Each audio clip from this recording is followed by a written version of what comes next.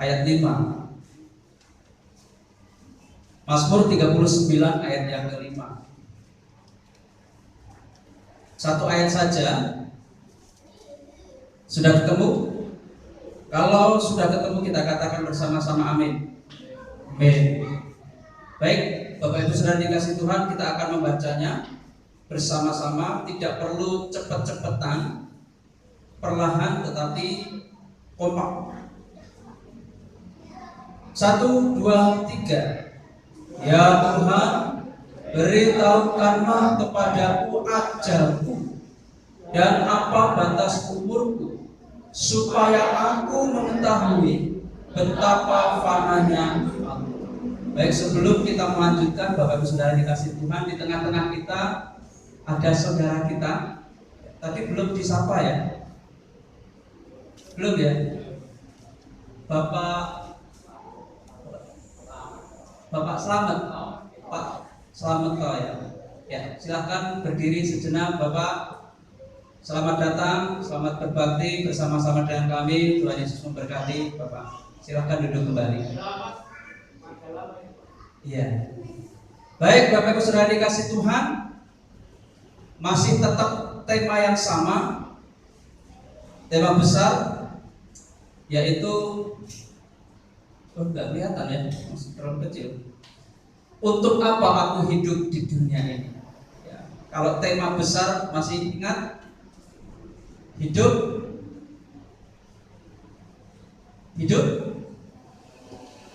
lupa Pak.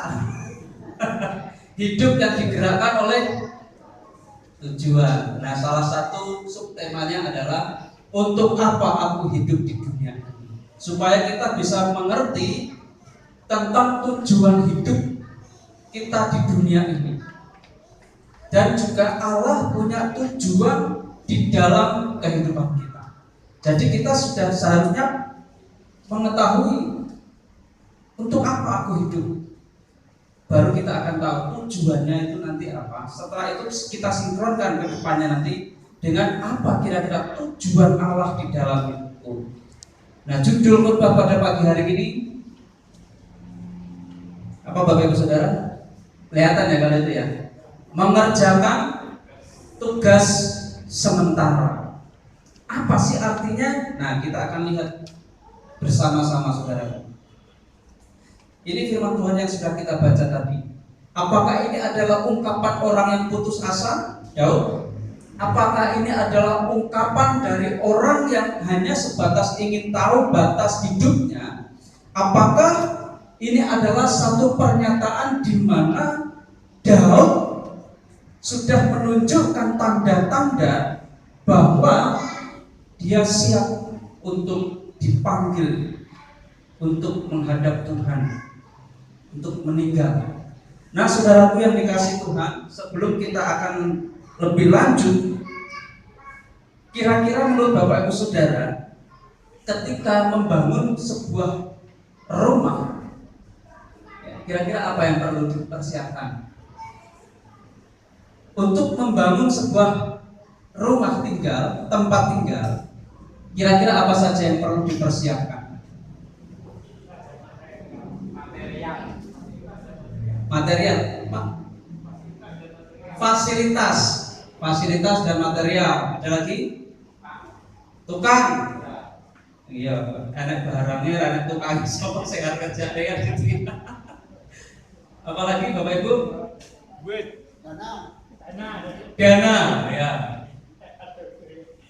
Enak tukangnya, enak material, orang enak sih juga bayar. Kerja bakti bisa Pak. Tapi sekarang sudah susah ya, susah. Gotong royong kerja bakti susah. Saya apa-apa syukurannya uang. Apalagi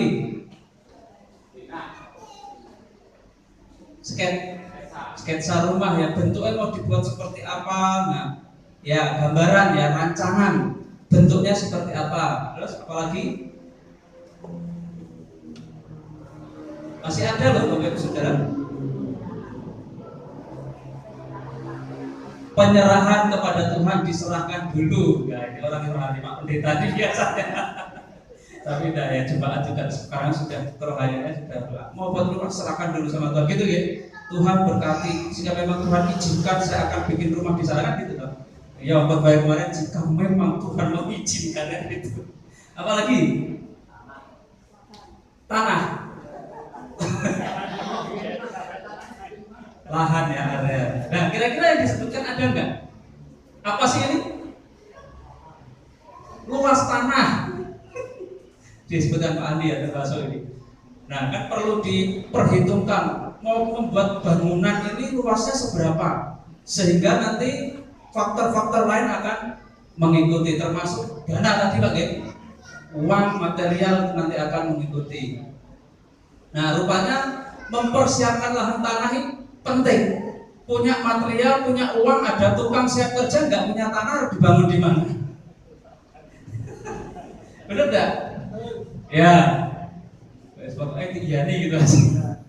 Terus, nah ini tadi yang disampaikan sama Pak Darman tadi, uang penting ya.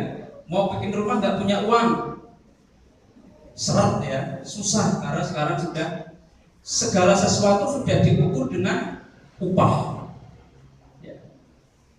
Kemudian, nah ini yang disampaikan Pak Warjio tadi, mempersiapkan biaya material. Ketika semua unsur ini sudah tercukupi, maka kelihatan nggak Pak? Kelihatan ya, tapi kecil ya. Karena ini rumah sangat sederhana sekali. Tempatnya tidak cukup. Nah, rumah siap huni. Artinya apa Bapak Ibu Saudara yang dikasih Tuhan? Ketika kita hidup di dunia ini, rupanya kita itu ada satu hal yang perlu kita kerjakan. Dan segala sesuatu yang kita kerjakan di dunia ini sifatnya adalah sementara. Sama seperti rumah ini, kita sudah diri-diri mempersiapkan baik itu lahan, anggaran yang dibutuhkan, material, bahkan ketika sudah jadi, kita menghuninya pun juga terbatas oleh waktu, usia. Sama seperti pemazmur tadi, seolah-olah dia adalah seorang yang sedang putus asa. Kapan aku kira-kira dipanggil Tuhan?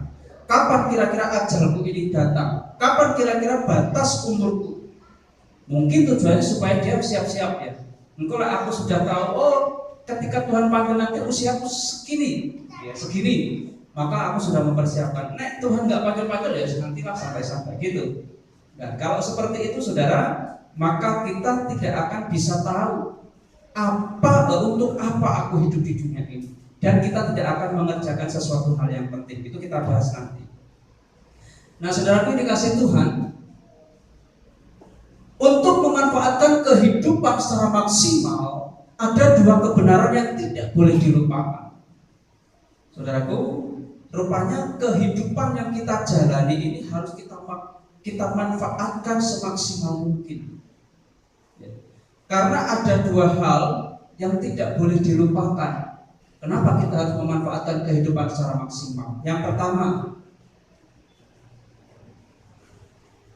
itu ada gambar orang yang berdiri jam. Harapannya apa? Supaya jarum jam ini tidak bergerak, supaya jarum jam ini akan tetap seperti ini saja. Tafsirannya gitu. Artinya apa? Hidup itu singkat. Dia tidak mau jam ini berputar. Dia ingin tetap seperti ini terus. Dia ingin waktu yang dia miliki berlama-lama. Dalam satu hari satu malam kita ada berapa jam? 24. Nah, mungkin bagi orang ini 24 jam itu masih kurang untuk menjalani keseharian. Artinya apa? Ada suatu metafora yang digambarkan dalam Alkitab memberikan pengajaran tentang sifat ya. Yaitu apa? Di bumi itu sifatnya singkat, sifatnya sementara, dan kehidupan di bumi itu sifatnya fana. Apa fana itu? Tidak kekal, hanya sementara waktu. Nah, kehidupan juga digambarkan kalau ini sifatnya, lalu gambaran kehidupan di dunia seperti kabut. Kalau Alkitab seperti uap ya kemarin ya, yang sebentar saja kelihatan lalu lenyap. Kehidupan itu digambarkan seperti pelari. Seorang pelari itu nggak mungkin kalau dia adalah seorang pelari pengennya pelan-pelan. Kalau dia seorang pelari pasti pengennya cepat dan sampai. Kehidupan itu digambarkan seperti nafas ketika kita ambekan, gitu ya. Jadi berlama-lama enggak sih kalau ambekan? Tarik nafas, terus tahan. Nah, kan nggak mungkin ya. Sebentar atau segumpal asap ketika Bayati atau ada asap bagian. Kira-kira cepat hilang apa tetap di situ? Asapnya nggak mau pergi, aku tak di sini aja.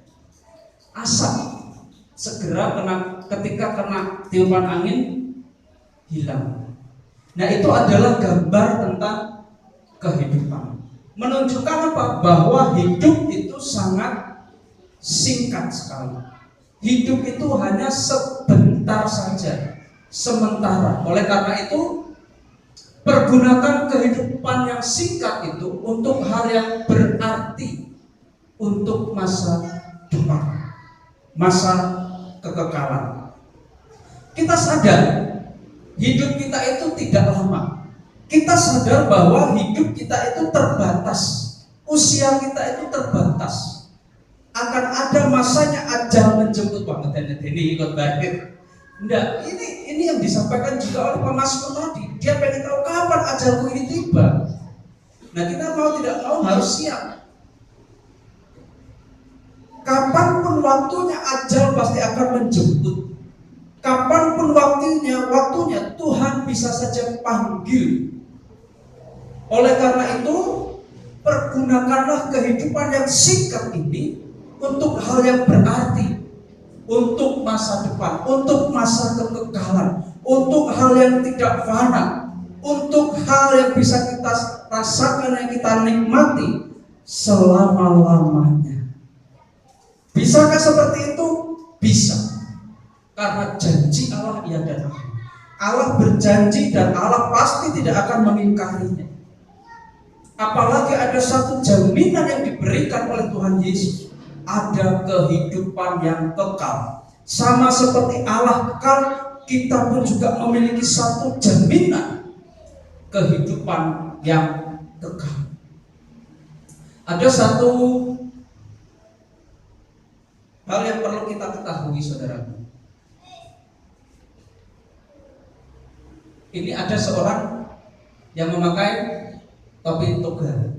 Artinya apa? Dia sudah diwisuda. Kalau sudah diwisuda artinya dia lulus. Dia membawa apa itu? Dia ngandung gini yang di atasnya apa? Jam. Artinya apa? Dia adalah seorang yang sudah lulus di dalam memanfaatkan waktu yang ada. Apa artinya? Nah, ini sebagai aplikasinya.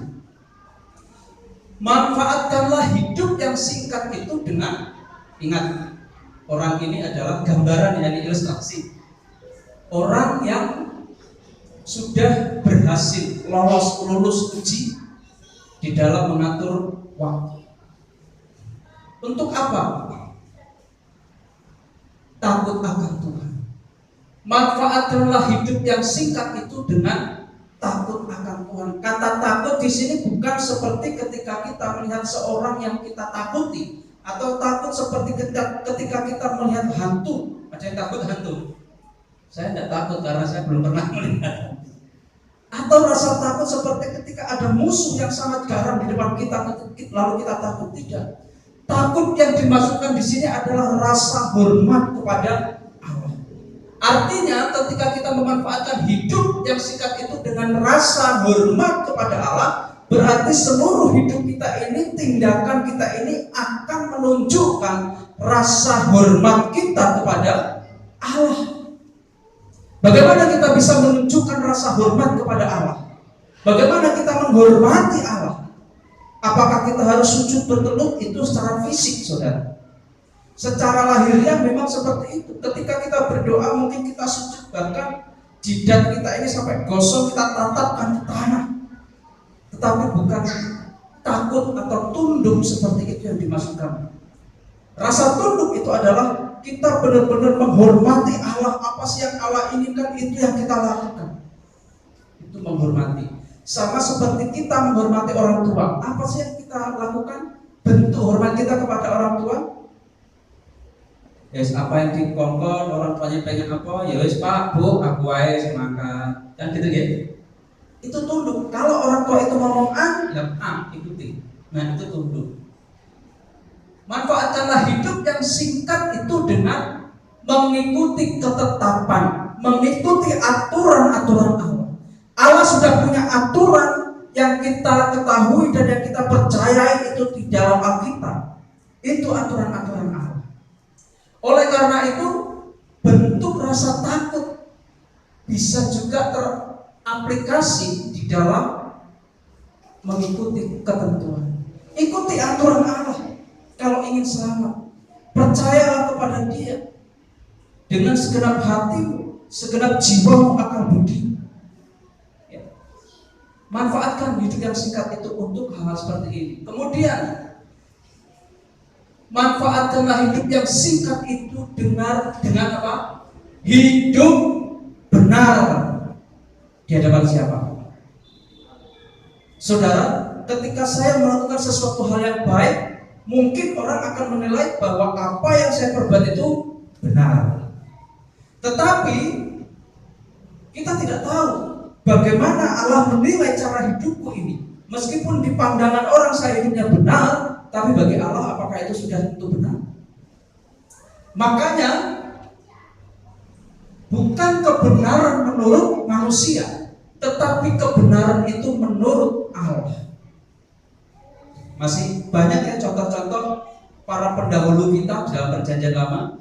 Si A mencapai usia sekian karena apa? Dia bergaul dengan Allah. Si A itu mengalami hal yang baik karena apa? Karena ia hidup benar di hadapan Allah. Si B ini dia selalu dilindungi oleh Allah, selalu dibela oleh Allah karena apa? Karena hidup benar di hadapannya. Saudara, apapun yang kita lakukan ketika hidup kita ini benar di hadapan Allah, maka kita pun akan dibenarkan Allah di hadapan manusia. Ini penting saudara. Karena apa? Hidup kita ini singkat. Apa sih yang mau kita perbuat di dunia ini? Nanti kita akan lihat berikutnya. Kalau kita tidak melakukan hal-hal ini saudara, kalau kita tidak memanfaatkan hidup yang singkat ini dengan satu hal yang berarti, untuk apa kehidupan kita? Perhatikan di sini. Masa depan ada di tangan Anda dan keputusan ada di benak Anda. Perhatikan, apa yang akan Anda putuskan akan menentukan masa depan Anda. Saudara punya banyak pilihan, tetapi apa yang saudara pilih, apa yang saudara putuskan, itu yang akan menentukan masa depan saudara dan saya. Kalau saya mengambil satu keputusan, baik Tuhan, aku akan memanfaatkan hidup yang singkat itu dengan takut akan Tuhan, ikut ketetapan Tuhan, hidup benar di hadapan Tuhan, maka ketika kita mengambil satu keputusan itu, masa depan kita, janji yang Allah sediakan, yang Allah akan berikan itu akan kita nikmati ketika waktunya tiba. Loh, enak tak? Enak, tapi kalau melakukan itu susah Pak. Ya, tapi susah bukan berarti tidak bisa. Tetap bisa, hanya kita mau atau tidak untuk melakukannya. Yang kedua, saudaraku, ini yang terakhir. Masih ingat gambar ini, Bapak Ibu Saudara? Ini era-era kayak usia saya. Mungkin ada orang yang lebih dewasa dari saya mungkin juga senang. Gambar apa ini, Bapak Ibu Saudara? Oh, Pak Arjio sih. Tahu berarti ini film fenomenal ya ini. Legend ini. Ini sebuah film ya, bukan fakta. Ini sebuah film judulnya Kerasakti. Ceritanya adalah Kerasakti dan juga ini ada Patkai Wujing. Ini dia mengawal seorang biksu. Biksu ini mendapat tugas mandat untuk mengambil kitab suci di barat. Nggak tahu baratnya di mana itu. Apakah di Sumatera ataukah di mana, nggak tahu ya. Nah, tetapi di sepanjang perjalanan Bapak Ibu Saudara, pasti dia mengalami satu rintangan. Mau ketemu siluman lah, dicobai iblis lah, dan lain sebagainya. Dan setiap kali dia menemukan, pasti dia singgah di wihara, ya, tempat penduduk dan lain sebagainya. Karena dia melihat ada siluman. Ini si kera ini, dia bisa melihat siluman. Cerita di filmnya gitu loh ya, ini bukan kebenaran ya, ini cerita filmnya gitu. Dan dia adalah orang, itu bukan orang ya, manusia kera ya, nggak tahu apa sih orang atau bukan. Nah, dia ini adalah salah satu murid yang kesaktiannya tiada tandingan. Dulu dia ke kayangan, ke tempatnya para dewa, dan dia mengacak-acak kayangan. Dia tetap singgah di suatu tempat dan di situ dia menolong masyarakat. Apa sih artinya? Saya tidak akan membahas jauh tentang film ini, saudara. Besok sekarang kan canggih, lihat di YouTube Kerasakti, tonton sampai habis. Artinya apa? Artinya ini bagian yang kedua. hal yang perlu kita lakukan supaya apa? Hidup kita ini benar-benar bermanfaat. Untuk memanfaatkan kehidupan secara maksimal, supaya benar-benar kita bisa memaknai untuk apa aku hidup. Rupanya ada tugas yang harus kita kerjakan sementara. Bagian yang kedua adalah bumi adalah tempat persinggahan. Apa itu? Artinya ada sebuah istilah yang mengungkapkan bahwa sesungguhnya bumi ini adalah tempat persinggahan, saudara. Apa? Ini, ya benar Pak Wajib. Urip iku mung sak derma mampir ngombe. Saudara pernah jajan es cendol? Es dawet ya? Pernah? Es degan? Nah, pernah pasti ya.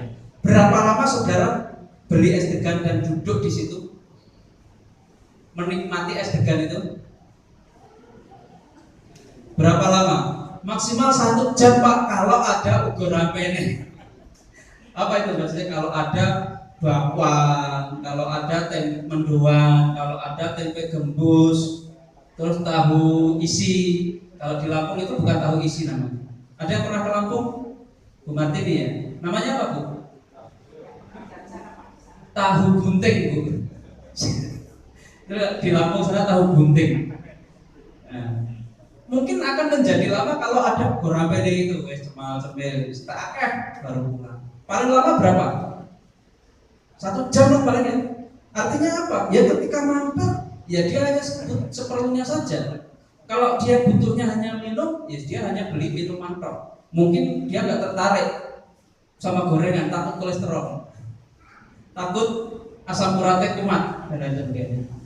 Urip iku mung sak derma mampir ngombe. Artinya apa? Hidup itu hanya sementara, sebentar saja, tidak lama, terbatas oleh waktu.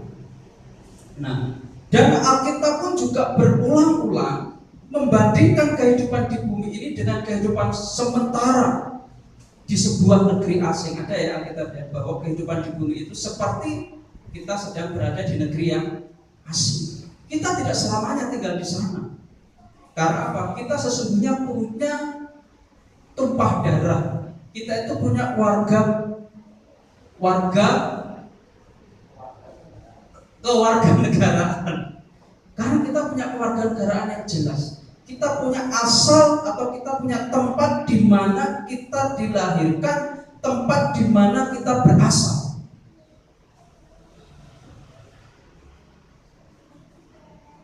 Bumi bukanlah rumah tetap atau tujuan akhir. Saudara, ketika kita ditempatkan di dunia, di bumi ini, itu bukan tempat akhir kita. Banyak orang berjerih lelah, bahkan rela mati-matian berjuang agar hidup layak di bumi ini. Bahkan harus rela tinggal ke luar negeri untuk mencari kehidupan yang lebih baik. Kurang mencari, rela meninggalkan negeri ini demi mendapatkan kehidupan yang lebih baik. Kenapa bisa seperti ini?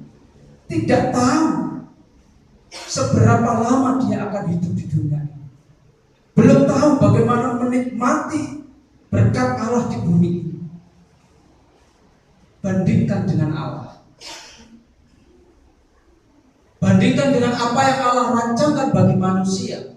Kebahagiaan yang Ia rencanakan bagi manusia bersifat kekal. Ketika pergi ke luar negeri, ketika pergi ke suatu tempat, ada batas waktunya. Apa namanya? Visa itu ada batas waktunya ya. Seperti KTP, kalau KTP sekarang sudah tidak ada batas waktu. Paspor atau visa itu 5 tahun.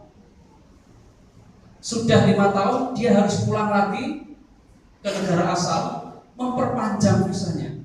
Setelah itu balik lagi 5 tahun. Tergantung itu visa apa paspornya ya. Apakah itu kunjungan, apakah itu kerja dan lain sebagainya, apakah itu tinggal. Hanya sementara, ada batas waktu. Tetapi Allah punya rancangan yang lebih indah daripada itu. Rencana Allah itu apa? Rencana Allah itu adalah kebahagiaan bersifat kekal. Tempat yang bersifat kekal disediakan. Maka dari itu mulailah berinvestasi layaknya seorang dalam membangun sebuah rumah yang membeli kebutuhan bangunan seperti gambar di atas tadi. Seorang yang mau membangun rumah, dia harus membeli semua kebutuhan yang diperlukan untuk membangun. Untuk biaya tukang, untuk pembelian tanah, untuk pembelian material dan lain sebagainya. Itu dia harus lakukan untuk apa? Bisa membangun rumah. Oleh karena itu investasi itu juga penting. Kita juga perlu menginvestasikan seluruh kehidupan kita demi tempat yang kekal itu. Kita perlu menginvestasikan demi bangunan yang tidak bisa dihabiskan oleh masa dan waktu, tidak bisa dihancurkan oleh masa dan waktu, yaitu di mana? Surga. Perlu kita menginvestasikannya. Bagaimana cara kita menginvestasikannya? Untuk rumah yang kekal itu.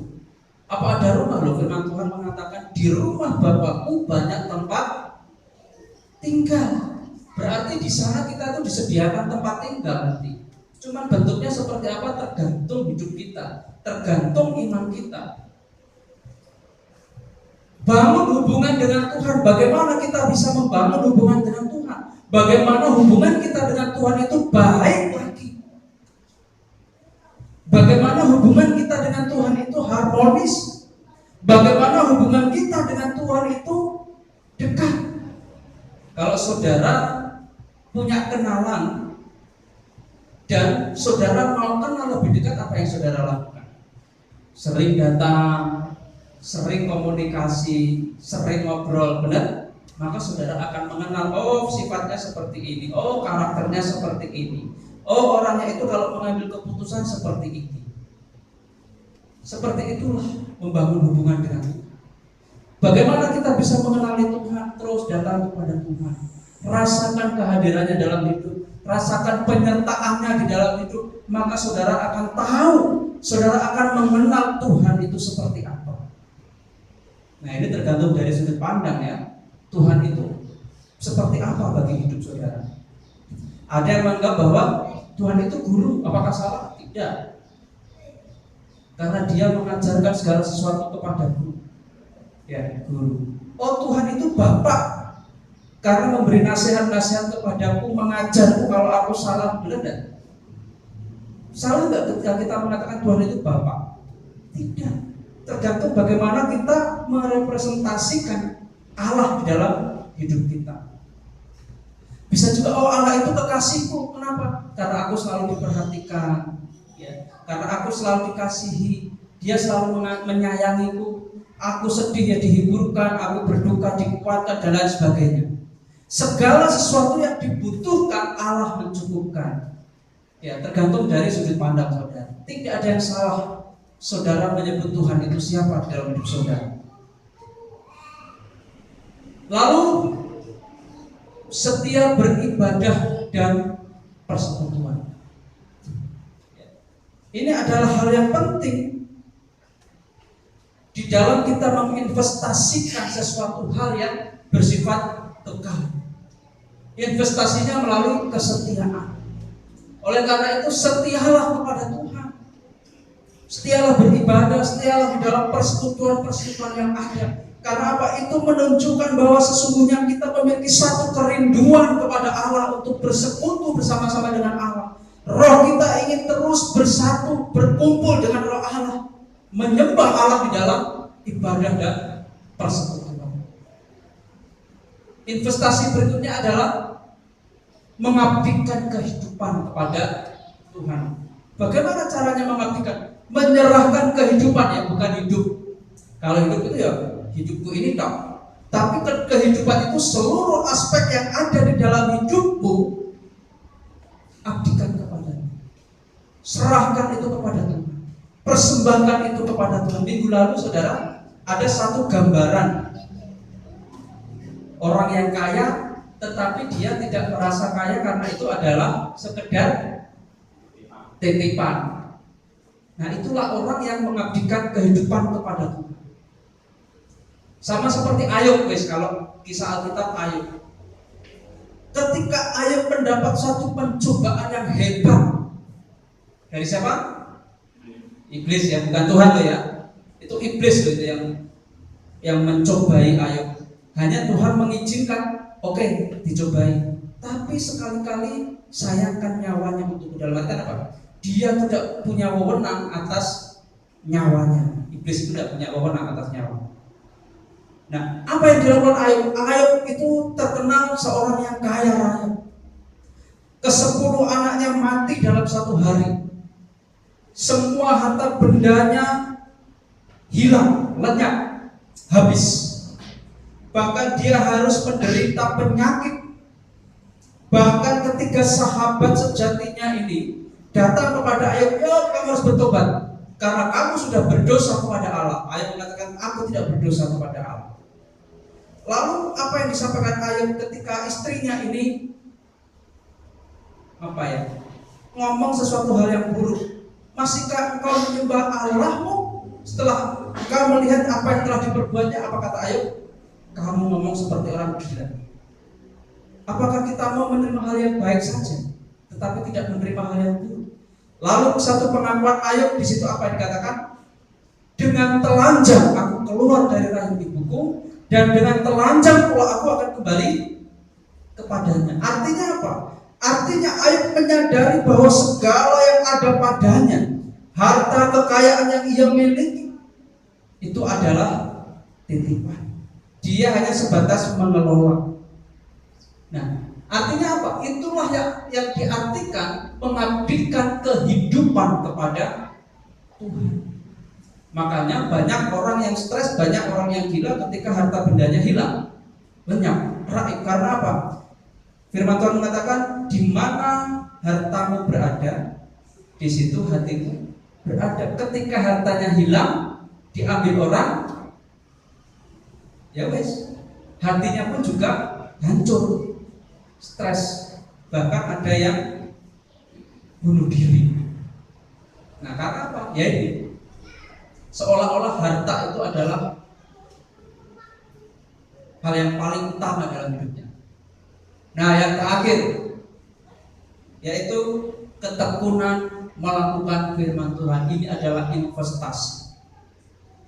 Kita harus menjadi orang yang tekun dalam melakukan firman Tuhan. Percuma kita setiap minggu mendengar khotbah dari pendeta-pendeta, bahkan pendeta yang besar sekalipun. Besar apa? Badannya apa besar lagi?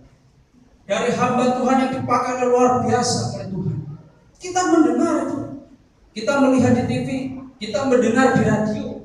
Bahkan gembala sidangnya ketika berkhotbah kita mendengar. Tetapi yang sering terjadi apa? Untuk melakukan firman Tuhan, berapa besar presentasinya? Maksimal mungkin hanya 25%. Makanya saudara, kerinduan saya melalui Mukjam, kita semua, saudara dan saya, akan menjadi pelaku firman Tuhan. Jadi kita tidak sia-sia kita datang bergereja, kita mendapatkan siraman rohani. Ketika kita pulang, kita menerapkan firman Tuhan yang diajarkan itu untuk dilakukan. Nah, jadi kita bukan hanya menjadi pendengar, tetapi kita juga menjadi pelaku firman Tuhan. Menyadari bahwa kehidupan di bumi hanyalah suatu penugasan sementara, seharusnya dalam hidup ini mengubah nilai-nilai secara radikal. Artinya apa? Yaitu nilai kekal dan bukan nilai sementara. Selama ini mungkin kita mengejar sesuatu yang radikal, itu adalah nilai-nilai yang bersifat sementara, yang bersifat fana, itu yang kita terus kejar. Hal yang fana itu yang senantiasa kita pertahankan. Tapi Bapak Ibu Saudara dikasih Tuhan, kita harus mengalami satu perubahan yang radikal. Radikal itu apa? Ekstrim, keras, Untuk apa? Yaitu nilai-nilai yang bersifat kekal. Apa nilai-nilai yang bersifat kekal? Yaitu tadi ya, ada membangun hubungan kepada Tuhan tadi ya, terus setia dalam peribadatan dan seterusnya, ada 4 tadi ya. Itu yang perlu dibangun dan itu yang harus dibentuk secara keras, secara radikal. Supaya apa? Masa sih kita yang sudah mendapat kepastian jaminan hidup kekal, masa sih mau biasa-biasa saja?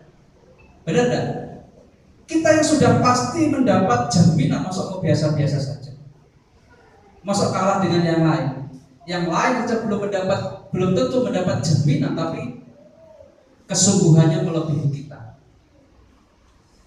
Kesimpulannya saudara, ada gambar orang bingung, mikir, menentang ujian malah. Artinya apa? Dunia ini menawarkan kehidupan yang menyenangkan, namun sadarilah bahwa bumi bukanlah rumah untuk tinggal selamanya, saudara. Saudara dan saya tidak akan tinggal di bumi ini untuk selamanya. Kita terbatas oleh waktu. Sebab tempat tinggal kita yang sesungguhnya adalah surga, karena identitas kita sejatinya adalah warga kerajaan surga. Saudara dan saya itu punya identitas KTP. Artinya apa?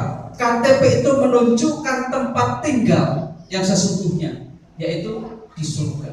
Saudara dan saya punya KTP di surga. Jadi jangan takut kalau saudara pulang nanti tempatnya di mana, sudah jelas ini loh tempat tinggal.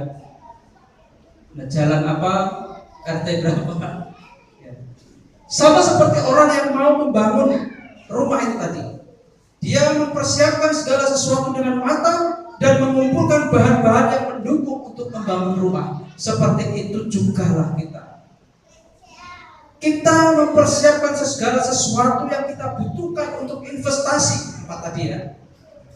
Dan itu benar-benar matang supaya apa?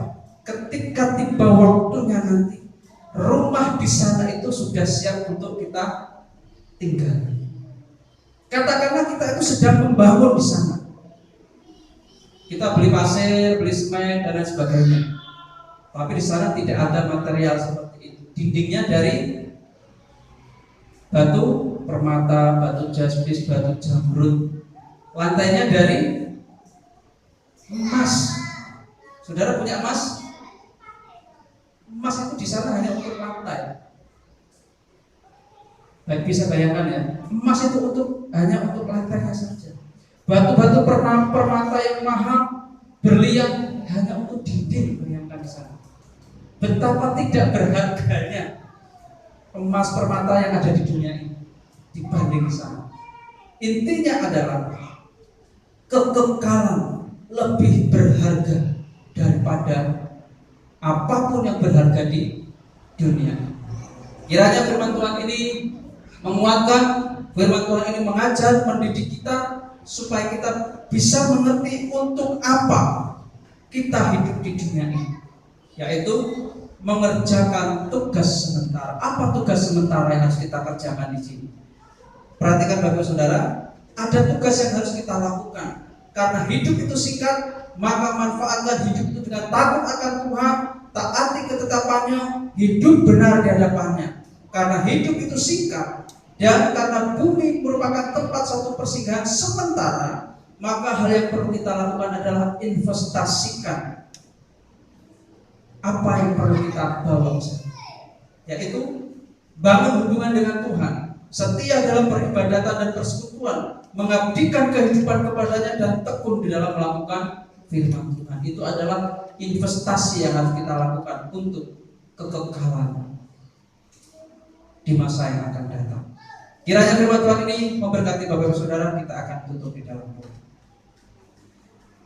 Sungguh kami mengucap syukur Tuhan, firman-Mu mengajarkan kepada kami, firman-Mu memberikan pengertian kepada kami untuk apa aku hidup di dunia ini, yaitu untuk mengerjakan tugas sementara selama kami hidup di dunia ini.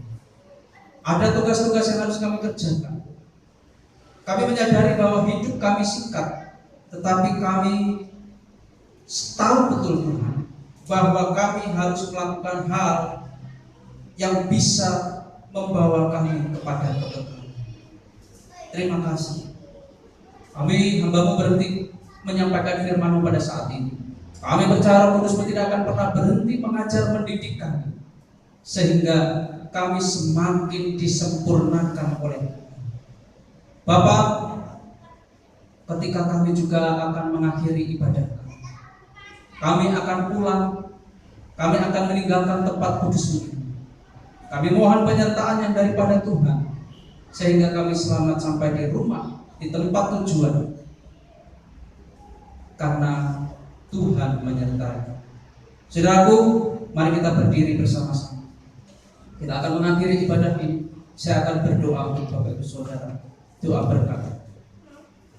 Saudaraku, pulanglah.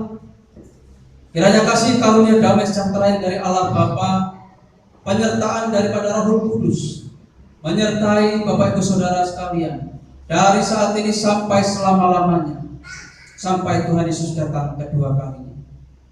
Kiranya diberkatilah setiap langkah kehidupan Bapak Ibu Saudara, rumah tangga Bapak Ibu Saudara, setiap usaha pekerjaan Bapak Ibu Saudara, dan setiap pergumulan Bapak Ibu Saudara diberkati oleh Tuhan.